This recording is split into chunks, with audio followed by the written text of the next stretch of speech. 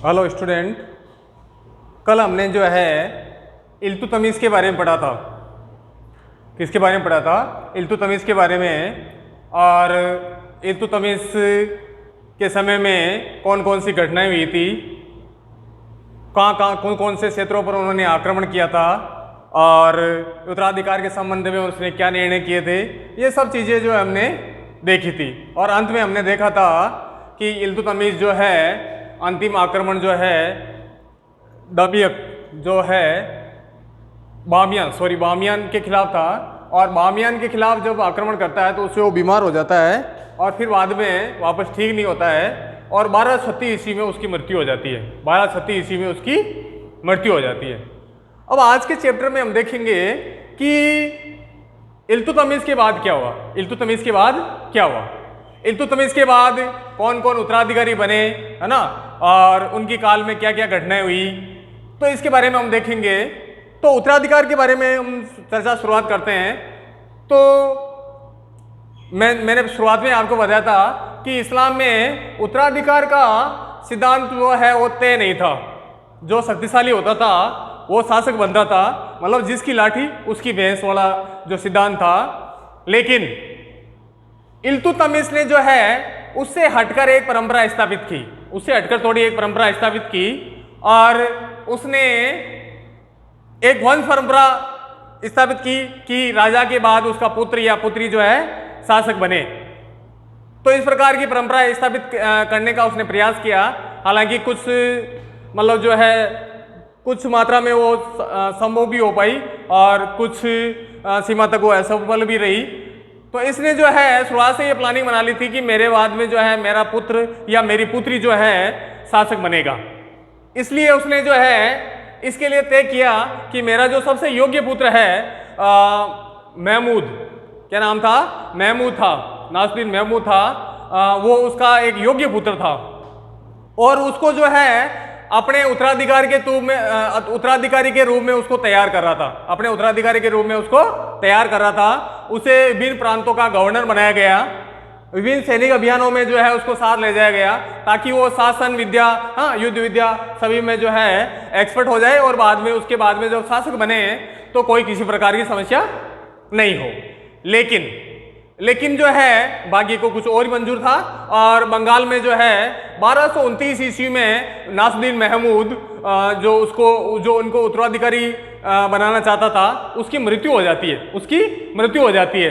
तो अब जो है इल्तुतमिश के सामने एक संकट खड़ा हो जाता है कि वो उत्तराधिकारी किसको बनाए।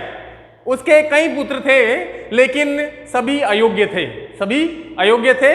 अब अयोग्य को शासक कैसे बनाया जा सकता है? तो उसने एक बार वो जो है ग्वालियर अभियान पे गया था और ग्वालियर अभियान पे जब गया था तो उसकी अनुपस्थिति के दौरान उसने शासन सत्ता रजिया को सौंपी थी। रजिया जो है उसकी लड़की थी, उसको सौंपी थी। और जब वो वापस आया तो उसने देखा कि उसने शासन का संचालन बहुत ही बेहतर तरीके से किया है। तो उसने जो है उसकी शासन कुशलता का उसको पता चला और उसे इस चीज का एहसास हुआ कि उसके लड़कों की बजाय उसकी जो लड़की है वो कुशल है, शासन संचालन में कुशल है। तो उसने उसी समय जो है एक फरमान निकाला और उसने जो है डिसाइड किया कि मेरी मृत्यु के बाद में जो है मेरी लड़की ही जो है शासक बनेगी। ठीक है, तो लड़की शासक बनेगी। उसने जो है इसके संदर्भ में जो है चांदी का जो सिक्का भी चलवाया था, टंका जो इल्तुतमिश ने चलाया था। उसमें जो है एक टंके पर इल्तुतमिश और रजिया दोनों का नाम आता है। तो इस प्रकार उसने जो है अपनी तरफ से किसको उत्तराधिकार निश्चित कर दिया? रजिया को। पहले तो नासिरुद्दीन महमूद को किया था बट उसकी मृत्यु हो गई थी, है ना। लेकिन फिर बाद में उसने रजिया को कर दिया था। अब 1236 में इल्तुतमिश की जब मृत्यु होती है तो वैधानिक रूप से जो है शासक किसको बनना चाहिए? रजिया को। बट उस काल के जो अमीर थे, अमीर कौन से थे? ज्यादातर जो है दूसरे में जो अमीर प्रभावित थे वो थे चालीसा दल के। कौन से? तो चालीसा या तुर्कान है, चेलगानी, जो मैंने आपको बताया था कि इल्तुतमिश ने तुर्की अमीरों से निपटने के लिए या उनका प्रतिद्वंदी खड़ा करने के लिए एक 40 गुलामों का दल खड़ा किया था और उन्हीं को जो है महत्वपूर्ण पद दिए थे। लेकिन उसकी मृत्यु के बाद वो ही 40 गुलाम उसकी संतानों के लिए समस्या बन गए। वही 40 जो गुलाम थे वो उनकी संतानों के लिए क्या बन गए, समस्या बन गए। अब जो है वो इतने शक्तिशाली हो गए कि कौन शासक बनेगा और कौन नहीं बनेगा ये डिसाइड वो 40 गुलाम ही करने लग गए, 40 गुलाम ही करने लग गए। और जब इल्तुतमिश ने डिसाइड किया कि रजिया को सुल्तान बनाया जाए मेरी मृत्यु के बाद में, तो उस समय तो सब गुलाम चुप रहे, उस समय तो सब गुलाम चुप रहे। बट जब उनकी मृत्यु हो गई तो आपके जो सारे तुर्क हैं वो उनके एक निर्णय को क्रियान्वित करने से मुकरने लगे, है ना। उन्होंने कहा कि कैसे एक औरत जो है, एक लड़की जो है शासक बन सकती है, कैसे एक औरत जो है उन्हें हुक्म दे सकती है ना। तो वो सब जो है उसके खिलाफ हो गए, है ना। और जब खिलाफ हो गए तो उन्होंने शासक किसको बनाया, जो उस समय उनका जो सबसे बड़ा लड़का था रुकनुद्दीन फिरोज शाह, रुकनुद्दीन फिरोज शाह, उसको शासक बनाते हैं। 1236 ईस्वी में जो है उसको शासक बना दिया जाता है। अब जब तुर्की अमीर उसके साथ है तो रजिया कुछ नहीं कर सकी, है ना, तो वो शासक बन गया। लेकिन वो बहुत ही अयोग्य व्यक्ति था, बहुत ही अयोग्य व्यक्ति था, और इस चीज का उसको एहसास भी था इल्तुतमिश को कि उसकी जो बाकी संतान है वो अयोग्य है, इसलिए तो उसने रजिया को उत्तराधिकारी अपॉइंट किया था। बट ये बन गया, और बनते ही जो है ये भोग विलास में डूब गया। इसमें डूब गया, भोग विलास आमोद प्रमोद में डूब गया, और शासन सत्ता की तरफ बिल्कुल भी ध्यान नहीं देता था। ठीक है, इस चीज का फायदा उठाया सात तुर्कान ने। किसने उठाया? सात तुर्कान ने। और सात तुर्कान कौन थी? सात तुर्कान जो है रुकनुद्दीन फिरोज शाह की माँ थी, रुकनुद्दीन फिरोज शाह की माँ थी, और इल्तुतमिश की वाइफ थी, इल्तुतमिश की वाइफ थी। लेकिन वो मूल रूप से एक दासी थी, मूल रूप से क्या थी? एक दासी थी। और लेकिन जब शासन सत्ता पर उसका अधिकार हो गया तो सारी सत्ता इसने अपने हाथ में ले ली, और ये दासी से जो है रानी बनी थी, दासी से बेगम बनी थी इल्तुतमिश की। तो उस समय जो इल्तुतमिश की बाकी रानियां थी वो इसको हेय दृष्टि से देखती थी कि तू तो दासी है ना, हमारा जो रक्त संबंध जो है उच्च कुल से है, लेकिन तू तो दासी है, तो उसको जो है हेय दृष्टि से देखा जाता था। तो ये चीज उसके दिलो दिमाग में घर कर गई, ये चीज को दिलो दिमाग में घर कर गई। और जब ये नासुद्दीन ये जो रुकनुद्दीन फिरोज शाह शासक बना, तो उसने जो है चुन चुन के जो है इल्तुतमिश की जो दूसरी पत्नियां थी और जो दूसरे जो उसकी संतान थी उसे चुन चुन कर बदला लेना शुरू किया, बदला लेना शुरू किया, और जो है उनको मरवाना तक शुरू कर दिया। ठीक है, तो जो है जो तुर्क अमीर थे, वो बाकी अमीर थे, वो उनके अंदर डर बैठ गया, उसके अंदर डर बैठ गया कि ऐसे करके वो जो सबको मरवा डालेगी, सबको मरवा डालेगी। तो उन्होंने क्या किया कि इसके खिलाफ क्या कर दिया? विद्रोह कर दिया। जो अमीर थे, तुर्क अमीर थे, जो 40 के गुलाम थे, उन्होंने क्या किया? रुकनुद्दीन फिरोज शाह के खिलाफ क्या कर दिया? विद्रोह कर दिया। ठीक है, अब जब विद्रोह कर दिया तो रुकनुद्दीन फिरोज शाह जो है उनके जो सेना का सामना करने के लिए थोड़ा दिल्ली से बाहर जाता है, दिल्ली से बाहर जाता है। ठीक है, जब ये बाहर जाता है तो रजिया इस चीज का फायदा उठाती है, रजिया इस चीज का फायदा उठाती है। और जब ये बाहर जाता है तो उस दिन शुक्रवार था, शुक्रवार जुम्मा बोलते हैं, जुम्मे की नमाज के लिए जो दिल्ली की जनता जो है इकट्ठी हो रखी थी, है ना। और उसी समय जो रजिया है उनके सामने लाल वस्त्र पहन के, देखो लाल वस्त्र जो है न्याय का प्रतीक माना जाता था।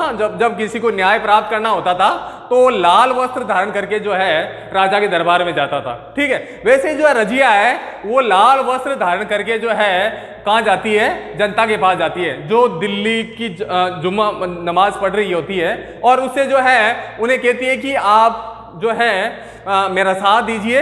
आप देख रहे हैं कि सात तुर्कान और रुकनुद्दीन फिरोज शाह जो है कैसे लोगों पर अत्याचार कर रहा है ना, और आपको मेरा साथ देना चाहिए। ठीक है, और इसलिए भी देना चाहिए क्योंकि मेरे पिता इल्तुतमिश ने जो है मुझे ही वैधानिक उत्तराधिकारी अपॉइंट किया था।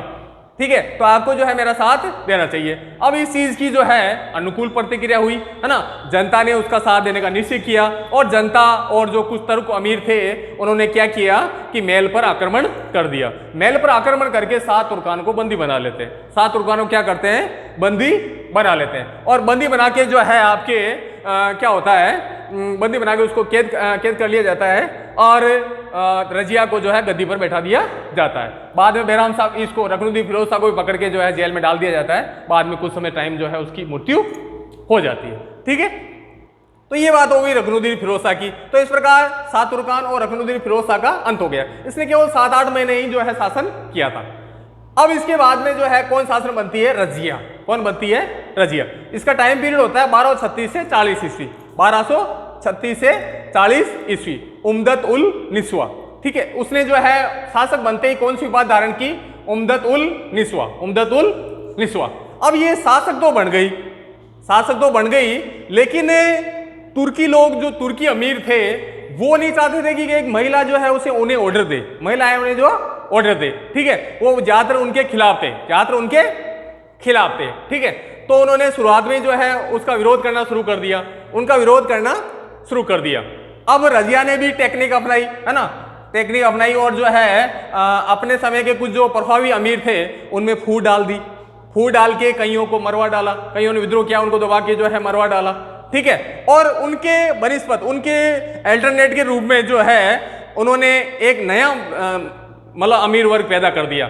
मतलब जो उच्च पद थे वो ऐसे लोगों को देना शुरू कर दिया जो उसके मतलब जो है समर्थक थे, उसके समर्थक थे। तो इससे क्या हो गया कि तुर्क जो लोग हैं वो काफी उससे नाराज हो गए, काफी उससे नाराज हो गए, है ना। जो कुछ मुल्तान का जो आपके गवर्नर था अयाज, उसने विद्रोह किया तो उसको तो जो है उसने वध करवा दिया। बाद में जो है अल्तुनिया, जो भटिंडा का जो सूबेदार था, भटिंडा का जो सूबेदार था अल्तुनिया, उसने आक्रमण किया, उसने आक्रमण किया, है ना, कुछ आक्रमण किए। इसके अलावा जो है रजिया के समय में एक जो व्यक्ति था जमालुद्दीन याकूत, जमालुद्दीन याकूत, जो अफ्रीकन हबसी था, है ना, अफ्रीका का रहने वाला था, है ना। उसने जो है एक उसको महत्वपूर्ण पद दिया था, अमीर आखूर। अमीर आखूर, अमीर आखूर जो पद होता था बहुत इंपॉर्टेंट होता था। अमीर आखूर क्या होता था? घुड़साला का प्रधान, घुड़साला का जो प्रधान होता था उसको अमीर आखूर बोला जाता था, ठीक है। तो वो पद दिया था। और ऐसी भी खबरें उड़ रही थी कि रजिया और इसके याकूत के बीच में प्रेम संबंध है, रजिया और याकूत के बीच में क्या है? प्रेम संबंध है, ठीक है। तो इस प्रकार की जो है कुछ खबरें उड़ रही थी और कुछ जो है दूसरे अमीरों को जो है बड़े बड़े पद दिए जा रहे थे। तो इस प्रकार जो है कुछ लोग इसके खिलाफ हो गए। और जब 1241 में जो है भटिंडा का जो सूबेदार था अल्तुनिया, वो अटैक करता है इसके ऊपर, ठीक है। तो रजिया क्या करती है? उसका सामना करने के लिए दिल्ली से बाहर जाती है। रजिया उसका सामना करने के लिए क्या करती है? दिल्ली से बाहर जाती है।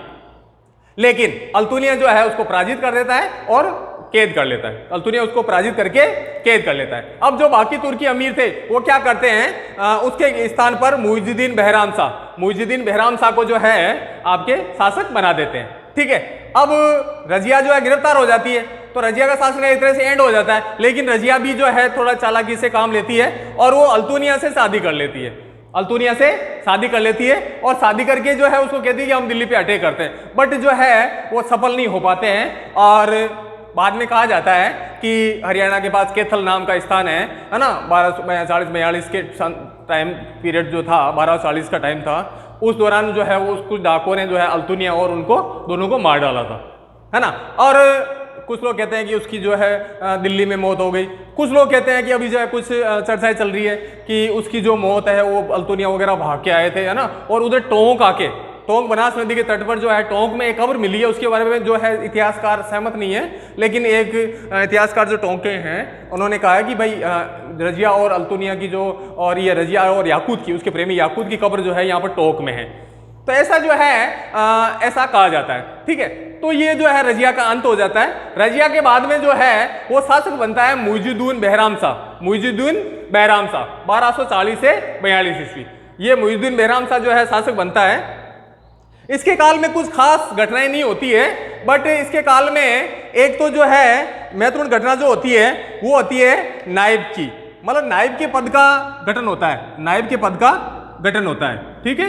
पहले जो है सत्ता जो जी थी, सत्ता जो सब सारी सत्ता जो है सुल्तान के पास होती थी, सारी सत्ता सुल्तान के पास होती थी। उसके बाद में थोड़ा सा डिवाइड करके उसने अपनी थोड़ी सत्ता वजीर को देना शुरू कर दिया। लेकिन इसके काल में मुइजुद्दीन बहराम शाह के काल में जो है एक जो आपके नया पद बनाया गया वो था नायब का, नायब मुमालिकत का था। और ये पहला पद जो दिया गया था वो दिया था एतगिन को दिया गया था। तो जो दिल्ली सल्तनत पहला जो नायब का पद था एतगिन को दिया गया था, ठीक है। इसके काल में एक नया पद हुआ था। तो इस प्रकार अब सत्ता के 3 केंद्र हो गए थे। आपके सत्ता के 3 केंद्र हो गए थे, सुल्तान था, नायब था और वजीर था। सुल्तान, नायब और वजीर था।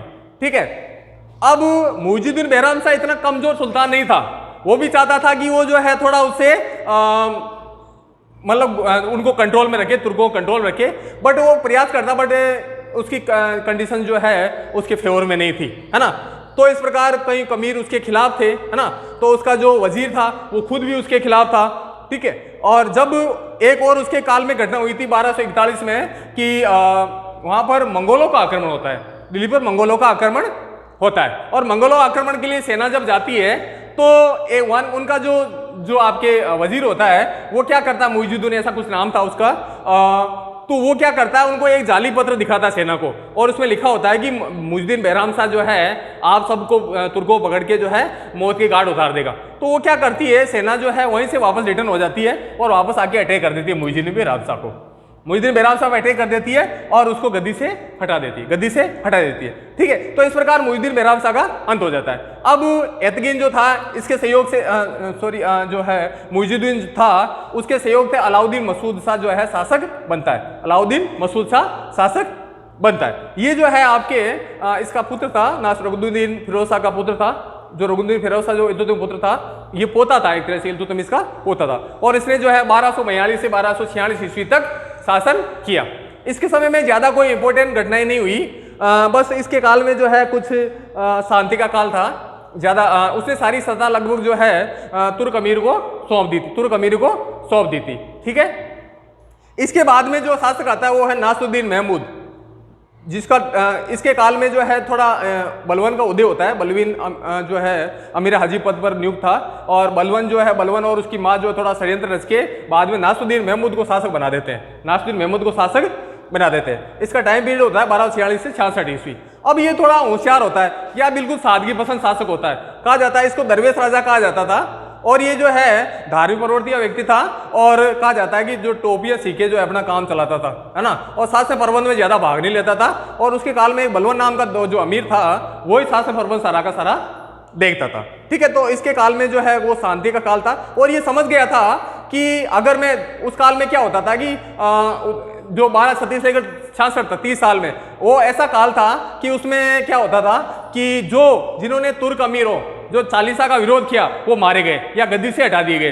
वो जो है नासरुद्दीन महमूद इस चीज को समझ गया कि उसने कहा कि अगर मैं उनका विरोध करूंगा तो जो है मार डाला जाऊंगा, तो उसने विरोध करना छोड़ दिया और सारी सत्ता जो है बलवन को सौंप दी। तो इस प्रकार 1246 से 66 ईस्वी तक लगभग 20 साल तक उसने शासन कर लिया, अन्यथा अगर इसको उनकी तरह विरोध करता तो पहले ही मारा जाता। तो इस प्रकार नासरुद्दीन महमूद जो है इसके काल में बलवन का उदय होता है। बलवन जो है बहुत सारी जो है विजय प्राप्त करता है, कईयों को विद्रोह को दमन करता है, और नासरुद्दीन महमूद के साथ में अपनी लड़की का विवाह भी कर देता है ना, और उस जो है नासरुद्दीन महमूद उसको एक उल्लू खां की उपाधि करके भी देता है। तो ये घटनाएं जो है बाद में बलवन के टाइम पर हम जो है डिटेल से पढ़ेंगे, लेकिन नासरुद्दीन महमूद जो है 1266 में इसकी मृत्यु हो जाती है। कुछ लोग कहते हैं कि इसको मरवा दिया गया था बलवन ने, कुछ लोग कहते हैं कि नेचुरल डेथ हुई थी उसकी, तो इसके बारे में क्लियर नहीं है। बट 1266 ईस्वी तक जो है ये कंडीशन बनी रही। 1266 में बलवन के गद्दी बैठने तक ये कंडीशन थी। ये जो है कुल मिला के 5 शासक हुए थे, है ना, इसके बारे में हमने पढ़ लिया था, और बाकी जो है हम बलवन के बारे में जो इनके बारे में शासक हुआ था वो कल पढ़ेंगे। धन्यवाद।